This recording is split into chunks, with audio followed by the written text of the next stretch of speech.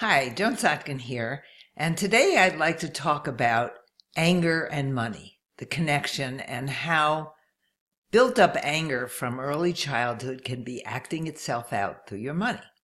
Now, you know that you're acting out anger if you have trouble paying your bills, if you're borrowing money and not paying it back, if you're not paying your taxes, if you pay your bills late, compulsive spending, and even procrastination, which doesn't seem like a money activity, but it can be, which is not paying bills and not doing what you have to, not taking care of your money.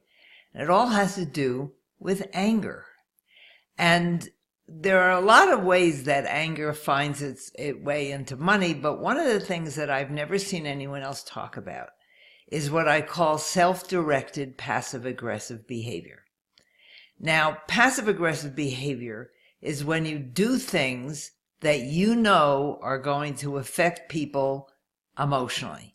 You're going to do something like compulsive spending that really annoys or bothers your partner or someone else who knows that you're compulsive spending and is really bothered by it. So,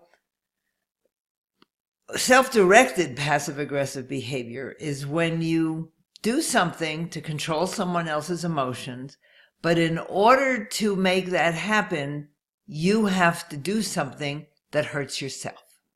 For example, if you have a habit of borrowing money from people and not paying it back, then you have to put yourself in a position where you need to borrow money so that you're having trouble with your finances. And in order to feel better about your connection with other people, or because you feel angry, you're going to do this behavior, but you have to hurt yourself in order to do it. This is something that I did a lot with my family, and it was a really bad habit.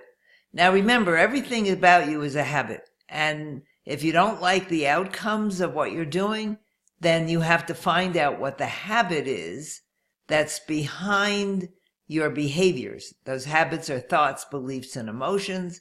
And the emotions are the creative force behind your behaviors. Every decision you make has an emotional element.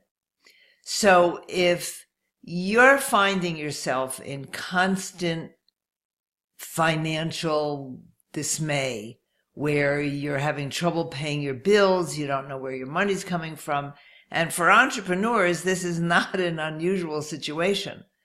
But you have to find out what's behind this behavior, and very often it's anger. Now, this anger starts in early childhood when you were abused or neglected, where your needs weren't met, where you were treated unfairly. There's a lot of reasons why you have the right to be angry. I do not consider anger a negative emotion. It's a very valid emotion that results when you feel that you've been taken advantage of or you've been violated in any way. But when you're not allowed to express that emotion, that anger, when you're a child, it's going to build up and you're going to have to find a way of expressing it. And often that way is through your money.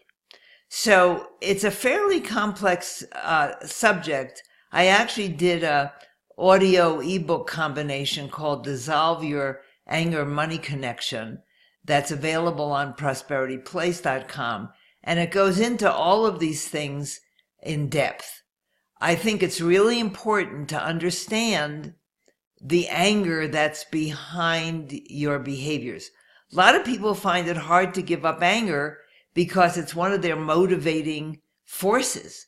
And you have to be able to decide that you're ready to stop using your anger to get what you want, because what you're getting is probably not what you really want. So I wanted to introduce this topic to you.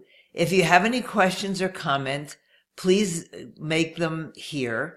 And I suggest that you take a look at the Anger Money Connection ebook and audio that I have on prosperityplace.com. I'll have a link in the notes below.